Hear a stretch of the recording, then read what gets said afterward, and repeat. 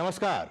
RBI द्वारा प्रायोजित इस बहुत ही खास कार्यक्रम में आप सभी दर्शकों का बहुत बहुत स्वागत है। मैं हूं असीम मिश्रा और मुझे पक्का यकीन है कि आप सभी बैंकिंग सेक्टर से जुड़े होंगे, बैंकिंग गतिविधियों में आप जरूर संलग्न होंगे। चाहे वो बैंकिंग सेक्टर की बात हो, गैर बैंकिंग जो क्षेत्र है उसमें भी बहुत से लोगों का काम होता है और आजकल तो डिजिटल लेन देन काफी बढ़ गया है। लेकिन सबसे बड़ी समस्या ये होती है कि चाहे वो बैंकिंग की बात हो, गैर बैंकिंग क्षेत्र की बात हो या फिर डिजिटल लेन देन की बात हो, कई बार हमारे सामने इस तरह की समस्याएं आ जाती हैं कि जिसका समाधान हमें ढूंढना पड़ता है कि किस तरह से हम इसको आगे बढ़ाएं, हम किस तरह से अपनी जो समस्याएं हैं उसका समाधान ढूंढें। इसलिए आरबीआई इस कार्यक्रम को लेकर आया है आपके सामने में, ताकि आप जागरूक बनिए, सतर्क रहिए और अपने जो अधिकार हैं उसको लेकर भी काफी सजग रहिए। इस बहुत ही खास कार्यक्रम में इस पर बातचीत करने के लिए एक बहुत ही खास मेहमान इस वक्त हमारे साथ स्टूडियो में मौजूद हैं। हम चाहेंगे कि आपसे उनका परिचय करवा दें। हमारे साथ भारतीय रिजर्व बैंक नई दिल्ली कार्यालय से जो आरबीआई के लोकपाल सतवंत सिंह सहोता जी वो इस वक्त मौजूद हैं। सहोता जी, आपका बहुत बहुत स्वागत इस बहुत ही खास कार्यक्रम में। बहुत बहुत धन्यवाद आपका, आपको और आपके दर्शकों को मेरा नमस्कार। सहोता जी, सबसे पहला सवाल मेरा आपसे यही होगा कि इस कार्यक्रम को लाने का मकसद, मोटो, उद्देश्य क्या है? जी, इसमें ओम्बड्समैन स्पीक जो कार्यक्रम है, इसके जरिए हम चाहते हैं कि रिजर्व बैंक की जो स्कीम है, एकीकृत ओम्बड्समैन स्कीम, जी ये दूर दराज में रहने वाले लोगों तक इसकी जानकारी पहुंचे जी और रिजर्व बैंक में शिकायत निवारण का कार्य कैसे किया जाता है उसके बारे में एक जानकारी उनको उपलब्ध कराई जाए। ठीक इस कार्यक्रम का मुख्य उद्देश्य ये है। ठीक है। सहोता जी, मेरा दूसरा सवाल ये होगा कि जब हम इस तरह के कार्यक्रम को चलाते हैं, लोग देखते हैं, तो सवाल ये भी आता है कि जितने भी विनियमित संस्थाएं हैं, क्या वो इस योजना जो एकीकृत लोकपाल योजना 2021 है उसके दायरे में आते हैं या फिर कुछ छूट भी जाते हैं? जी, इसमें जितने भी वाणिज्यिक बैंक हैं, कमर्शियल बैंक जिनको हम कहते हैं, वो सब कमर्शियल बैंक इसमें आते हैं। आपके जितनी भी गैर वित्तीय संस्थाएं हैं वो आती हैं इसमें। और जितने अर्बन कोऑपरेटिव बैंक्स जो हैं वो 50 करोड़ से ऊपर वाले जो डिपॉजिट्स जिनके हैं, जमा राशि है, वो इसमें कवर होते हैं। और जितनी क्रेडिट इंफॉर्मेशन कंपनीज हैं वो इसमें कवर होती हैं। लेकिन एक और महत्वपूर्ण सवाल सहोता जी कि चूंकि आप आरबीआई के लोकपाल हैं, कौन होता है, किस तरह से ये जो लोकपाल होते हैं उनका चयन होता है? जी, ये रिजर्व बैंक में लोकपाल जो वरिष्ठ अधिकारी होता है वो अपॉइंट किया जाता है मैनेजमेंट के द्वारा। इसमें लोकपाल होता है और उप लोकपाल होते हैं। ये दोनों ही वरिष्ठ अधिकारी होते हैं और कम से कम 3 साल के लिए इनको अपॉइंट किया जाता है। 3 साल के लिए जी। और हमने जब कहा कि ये योजना है और काफी लाभकारी है हमारे तमाम जो लोग हैं जो इस कार्यक्रम को देख रहे हैं और या फिर जो बैंकिंग के कामकाज में संलग्न है उनके लिए सभी बहुत महत्वपूर्ण है। ऐसे में ये भी एक महत्वपूर्ण सवाल आ जाता है कि ये जो पूरा फ्रेमवर्क है, ये योजना है, उसके लाभ क्या है, प्रॉफिट्स क्या है, किस तरह से ये आम उपभोक्ताओं के लिए लाभकारी है? इसका सबसे बड़ा लाभ तो ये है कि ये निःशुल्क है। आप इस स्कीम में आप अप्लाई कर सकते हैं, अपनी शिकायत दर्ज करा सकते हैं। और ये निःशुल्क है, इसके लिए कोई चार्ज नहीं लगता है। ठीक। दूसरा, इसमें सबसे बड़ा लाभ ये है कि अगर आप जिस विनियमित संस्था से आपकी शिकायत है, अगर आप उससे संतुष्ट नहीं हैं तो आप रिजर्व बैंक की इस स्कीम के अंतर्गत अप्लाई कर सकते हैं अपनी शिकायत को। एक समय सीमा निर्धारित है, उसके बाद ही आप कर सकते हैं। और ये समय सीमा कितनी होती है? ये समय सीमा 30 दिन की है। 30 जब आप अपने विनियमित संस्था जिससे आप की शिकायत है वहाँ पे शिकायत करने के बाद अगर आपको आपका कोई जवाब नहीं मिलता है या असंतुष्ट जवाब मिलता है जिससे आप संतुष्ट नहीं हैं, तो आप उसको रिजर्व बैंक लोकपाल ऑफिस में अप्लाई कर सकते हैं। लेकिन ये एक पोर्टल है, CMS पोर्टल है, जिसमें कि आप ऑनलाइन अपनी शिकायत को दर्ज करा सकते हैं। और उसके बाद ये फिर लोकपाल ऑफिस में पहुंच जाता है, जहां पे कि आपकी शिकायत के ऊपर कार्रवाई होती है। तो क्या इसमें सौता जी ये भी हम कह सकते हैं कि एक तो 30 दिन का आपने दिया वक्त, अगर उसके बाद भी उस समस्या का समाधान नहीं हुआ तो आप सीएमएस पोर्टल के जरिए वो शिकायत को दर्ज कर जी। सकते हैं। वहां पे कोई टाइम फ्रेम, वहां पे कितने दिनों में उस समस्या का समाधान हो वहां पे पाएगा? ऐसा कोई अभी टाइम फ्रेम फिक्स नहीं है, लेकिन कोशिश ये रहती है, क्योंकि इसमें जो आप शिकायत दर्ज कराते हैं उसमें आपके पास से भी हमें कुछ अतिरिक्त जानकारी की आवश्यकता पड़ती है। फिर हमें जो विनियमित संस्था है उससे भी जानकारी लेनी पड़ती है। वो सब जानकारी लेके, और अगर कभी ऐसी रिक्वायरमेंट रही जिसमें कि हम आपको, जो शिकायत करता है उनको अपने दफ्तर में बुलाते हैं, विनियमित संस्था के लोगों को भी बुलाते हैं, और आपस में कोशिश ये रहती है कि एक सेटलमेंट हो जाए। तो इस कारण से उसमें जितना नॉर्मल टाइम लगता है उतना ही टाइम लगता है। बाकी ऐसा कोई टाइम लिमिट इसमें फिक्स समय सीमा निर्धारित नहीं है। ठीक है सौता जी, एक ये भी सवाल आता है, प्रश्न आता है लोगों के मन में कि जो बैंकिंग या गैर बैंकिंग संस्थानें हैं जो रजिस्टर्ड हैं, जो किसी न किसी कानून और नियम के तहत आ रहे हैं, उनके खिलाफ तो शिकायत है, एक चैनल है, उसके जरिए आप शिकायत कर पाएंगे। लेकिन जब आपको शिकायत ऐसी संस्था के खिलाफ करनी हो जो कि उस दायरे में आते ही ना हो, तो तरीका क्या है? वो शिकायत कहाँ कर सकते हैं? उसका प्रोसेस क्या होगा? तो वो शिकायत भी हमारे जितने भी क्षेत्रीय कार्यालय हैं वहाँ पे हर क्षेत्रीय कार्यालय में एक डिपार्टमेंट है जिसका CEPC कंज्यूमर एजुकेशन प्रोटेक्शन है। वहाँ पे आप जाके अपनी शिकायत दे सकते हैं, जो वहाँ पे अटेंड होती है। उसमें भी वही सारी चीजें अप्लाई होंगी, टाइम फ्रेम, कितने दिनों में आपकी बातों को सुना जाएगा, या उसके कुछ अलग हैं? देखिए, इसमें ये जरूरी है कि आप रिजर्व बैंक में आने से पहले जो आपकी विनियमित संस्था है उसके पास जाके आप शिकायत के लिए अपनी शिकायत वहां पे दर्ज कराएं, क्योंकि वो आपका पहला कांटेक्ट पॉइंट है जहां पे कि आपकी शिकायत का समाधान हो सकता है। तो आपको वहां पे पहले अपनी शिकायत दर्ज करानी है, और 30 दिन के अंदर अगर आपको कोई जवाब नहीं मिलता है, या जो जवाब मिलता है उससे आप संतुष्ट नहीं हैं, तो आप रिजर्व बैंक में या तो लोकपाल कार्यालय के लिए या फिर जो CPC है डिपार्टमेंट, उसके लिए आप अपनी शिकायत दर्ज करा सकते हैं पोर्टल पे। ठीक है। कुछ लोग ये भी जानना चाह रहे होंगे साहुता जी कि अगर हमें कोई दिक्कत आई, कोई समस्या आई, हमारी कोई शिकायत है, तो उसको दर्ज करने का तरीका क्या ऑनलाइन है, ऑफलाइन भी है? क्योंकि बहुत से लोग ऐसे भी हैं जो टेक्नोलॉजी सेवी नहीं है, उनको नहीं पता है कैसे किया जाता है। उसके लिए क्या तरीका है, ऑनलाइन के लिए भी और ऑफलाइन के लिए भी? ये पहले तो ऑनलाइन कर सकते हैं, और दूसरा ऑफलाइन भी कर सकते हैं। ये बाय पोस्ट भी भेज सकते हैं, और या आके हमारे ऑफिस में भी दे सकते हैं।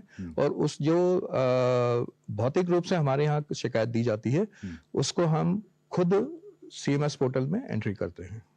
अच्छा, तो ये आप ऑफलाइन, आप पोस्ट के जरिए भी अपनी शिकायत को लिख के और लोकपाल के पते पे आप भेज सकते हैं जी। और उसके बाद फिर आप लोग उनको रिप्लाई करते हैं। अगर वो उस जवाब से फिर संतुष्ट ना हो तो फिर ये पत्राचार चलते रहता है, उसके बाद उसका समाधान होता है। जी। ठीक है।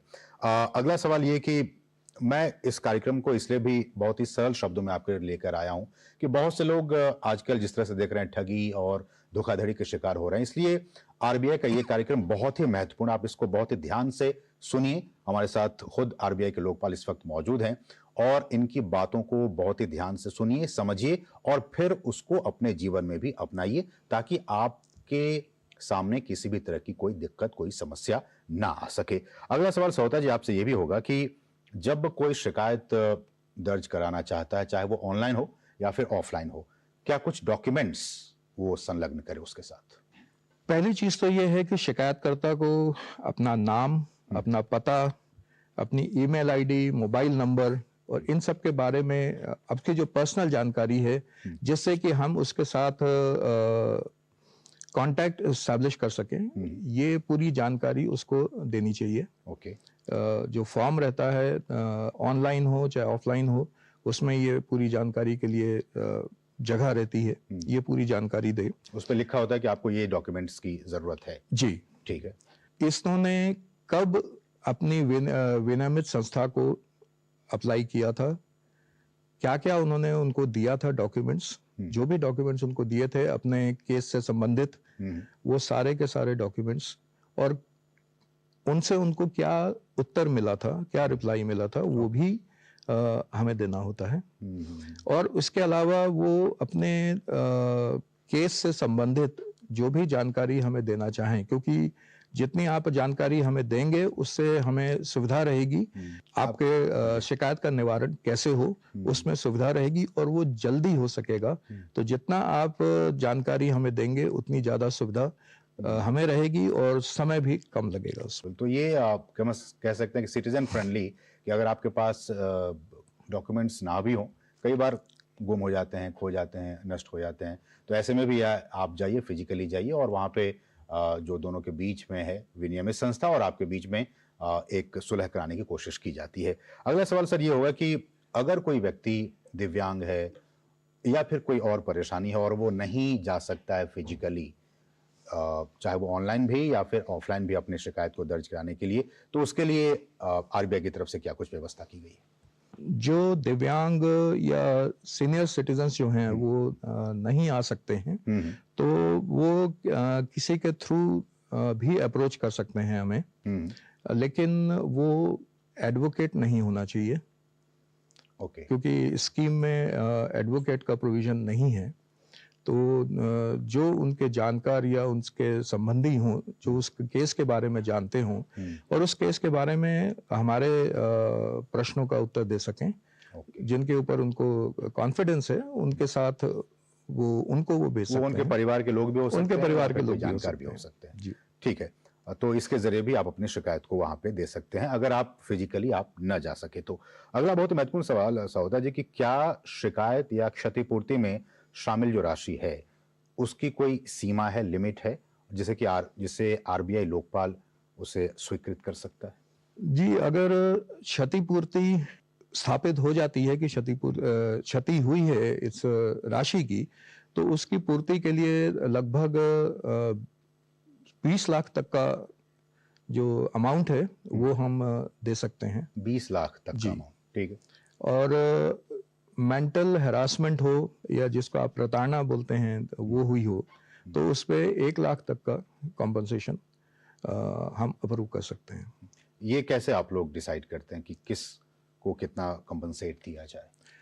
ये मेरिट टू मेरिट?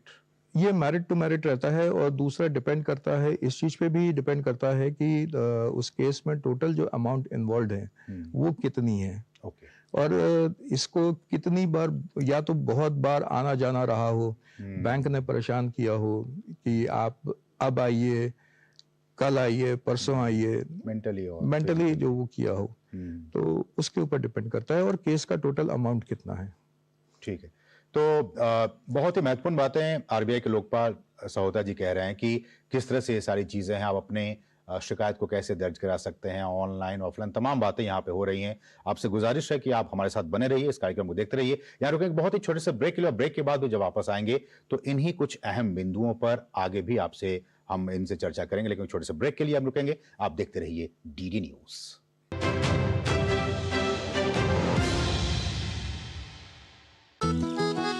गुड्डी, किससे चैटिंग चल रही है? कोई डिसीजन दिया हुआ है इस पे या ये कोर्ट में लंबित है, तब हम इसको अस्वीकार करते हैं, और जब स्वीकार हो जाती है तब फिर उसमें पूरी प्रोसेस शुरू होती है, जिसमें हम देखते हैं कि इन जो शिकायत करता है उनकी डिमांड क्या है, उन्होंने क्या मांगा है, क्या शिकायत है और वो क्या चाहते हैं, और फिर हम जो विनियमित संस्था है उससे पूरी जानकारी बुलाते हैं, और उस जानकारी को और जो जानकारी शिकायतकर्ता ने दी है उसको देखते हैं, कोशिश करते हैं कि आपस में सलाह से केस शिकायत का निवारण हो जाए, और अगर नहीं होता है निवारण तो फिर हम उसमें सारा केस देखने के बाद डिसीजन पे पहुंचते हैं। तो उसके बाद फिर हम अपना डिसीजन देते हैं कि इसमें विनियमित संस्था को ये करना है या विनियमित संस्था को ये नहीं करना है। लेकिन जैसा कि आपने कहा कि अगर कोई मामला कोर्ट में पेंडिंग है, लंबित है, तो आप उसको अस्वीकार कर देते हैं। इसके पीछे क्या कारण है? आम तौर पे ये रहता है कि एक संस्था ऑलरेडी पहले से ही उस केस को देख रही ठीक, है ठीक। और कोर्ट का जो भी डिसीजन रहता है वो हर एक के लिए मान्य रहता है। मान्य होता है। तो इस कारण से उसी केस को साइमल्टेनियसली देखना या एक साथ देखना ठीक का नहीं होता। औचित्य नहीं बनता ठीक, है। ठीक। बहुत ही महत्वपूर्ण जवाब। और ये जो अगला सवाल मैं पूछने जा रहा हूं सर से, वो बहुत ही महत्वपूर्ण है कि आजकल डिजिटल बैंकिंग जब हम करते हैं, और आप देखते होंगे कि समाचार पत्रों में, न्यूज़ चैनलों में धोखाधड़ी की बहुत सारी समस्याएं आ रही हैं, न्यूज़ इसको लेकर आ रहे हैं। ऐसे में जो आरबीआई है, बहुत ही महत्वपूर्ण ये एक संस्था है। ये सहोता जी, जो आरबीआई है, वो कैसे आम लोगों को, और जब हम कहते हैं आम लोग, उसमें शिक्षित भी हैं, अशिक्षित हैं, सेमी लिटरेट हैं, एक बहुत ही विविध हमारा जनसांख्यिकी समूह है। ऐसे में आरबीआई कैसे उन तक पहुंचता है, कैसे उनको जागरूक करता है ताकि वो इस तरह के फ्रॉड में, धोखाधड़ी से वो बच सके? देखिए, डिजिटल धोखाधड़ी दो कारणों से आमतौर पे होती है। पहला, एक लालच होता है कि सामने वाला जो जालसाज है उसने कोई लालच दिया है कि आपके पैसे आप इतना लगाएंगे, इतने समय में, इतने कम समय में उस बढ़ोतरी हो दोगुना जाएगी, हो जाएगा, उसमें तीन गुना दुगना हो हो जाएगा। जाएगा, तिगना हो जाएगा। हम्म, और एक रहता है इग्नोरेंस रहती है कि हमें जानकारी नहीं है कि हमें क्या करना चाहिए। ओके। तो इग्नोरेंस के लिए एक ही रास्ता होता है कि अवेयरनेस कार्यक्रम जितने ज़्यादा से ज़्यादा किए जा सकें, ताकि लोगों के बीच इस बात की जानकारी रहे कि उनको क्या करना चाहिए और किस चीज़ से बचना चाहिए। तो इस संबंध में रिजर्व बैंक बहुत सारे प्रोग्राम करता है। ये एक प्रोग्राम है जिसमें कि जानकारी लोगों को दी जा जागरूक रही है करने की लोगों को। कोशिश की जा रही है। और इसके अलावा विनियमित संस्थाएं जो हैं उनको भी ये बताया गया है कि वो भी समय समय पर इस तरह के प्रोग्राम ऑर्गेनाइज करते रहें। और वो जिला स्तर पे, ब्लॉक स्तर पे, ग्राम स्तर पे वो लोग ये प्रोग्राम करते हैं। और रिजर्व बैंक भी जो क्षेत्रीय कार्यालय हैं वो लोग ये प्रोग्राम करते हैं ताकि लोगों में ज़्यादा से ज़्यादा जानकारी मिले। आप लोगों ने देखा होगा एक आरबीआई का टैगलाइन है, जानकार रहिए, सतर्क जानकार बनिए, सतर्क रहिए। जी। जी। तो इस टाइप के जो प्रोग्राम्स रहते हैं उसके थ्रू लोगों में अवेयरनेस क्रिएट करने की कोशिश की जाती है कि आप सुरक्षित रहिए। आपको लगता है सहोता जी कि आरबीआई की तरफ से भी, और हमारे जैसे जो पब्लिक ब्रॉडकास्टर हैं, हम लगातार इस कार्यक्रम को दिखाते रहते हैं, बावजूद उसके इस तरह की घटनाएं हो रही हैं, धोखाधड़ी की समस्याएं लोगों में हो रही हैं, ऐसे में लगता है कि और भी आरबीआई को भी, और जो विनियमित संस्थाएं हैं, उनको और भी लोगों तक जाने की और उन्हें अवेयर करने की जरूरत है? जी हाँ, बिल्कुल इस चीज़ की ज़रूरत है, लेकिन साथ ही साथ लोगों में भी ये आना चाहिए कि हमें सतर्क रहना है। क्या फाइनेंशियली लिटरेट होना भी बहुत जरूरी है? फाइनेंशियल लिटरेट होना बहुत ज़रूरी है। हमें वैसे ही लोग शिकार हो जाते हैं ठगी का और धोखाधड़ी का, जो जी, इलिटरेट होते हैं फाइनेंशियली। जी, बिल्कुल सही बात है। तो उनको लिटरेट होना चाहिए, चाहे वो टेलीविजन चैनलों के जरिए, समाचार के जरिए, या फिर इस तरह के प्रोग्राम के जरिए, आपकी बातों को सुनकर मुझे लगता है। इन सब के जरिए ये सब माध्यम हैं आपको फाइनेंशियली लिटरेट करने के। और सबसे बड़ी बात है कि अगर कोई भी सिचुएशन आपके सामने आती है तो रुकिए, उसको समझिए और उसके बाद उस पर जो भी आपको एक्शन लेना है वो लीजिए।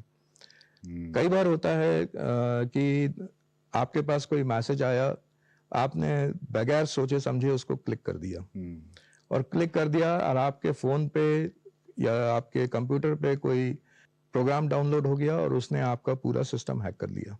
तो वो चीज़ों से बचने के लिए आपके पास कोई भी मैसेज आता है, उसको एकदम से, अगर आप उसको जानते नहीं हैं, उस नंबर से पहचान नहीं है आपकी, तो उसको डाउनलोड मत कीजिए, क्लिक बिल्कुल भी मत कीजिए।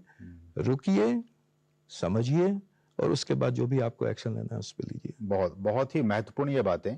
और हमारे आपके दैनिक जीवन से ये सारी चीजें जुड़ी जुड़ी हुई हैं। किस तरह से मेल के जरिए, एसएमएस के जरिए, ओटीपी के जरिए इस तरह की धोखाधड़ी होती है। तो आप बिना जाने समझे इस तरह की किसी भी लिंक पर आप उसे क्लिक ना करें। ये आपके सेफ्टी के लिए, आपके फाइनेंशियल सेफ्टी के लिए बहुत ही महत्वपूर्ण ये जानकारी। और खासकर मैं कहना चाहूंगा कि जो सर्च इंजन्स के थ्रू हम ढूंढते हैं नंबर्स, एड्रेसेस, वहां से जो भी नंबर एड्रेस आता है वो सही नहीं होता। वो सही नहीं होते हैं, तो उनको कभी भी क्लिक मत कीजिए। अगर आपके पास किसी बैंक की सेवा से संबंधित कोई मेल आता है या कोई ऐप आता है, तो उसके लिए आप पहले अपने बैंक से बात कीजिए, उनसे जानकारी लीजिए और उसके बाद ही उस पर कोई एक्शन लीजिए।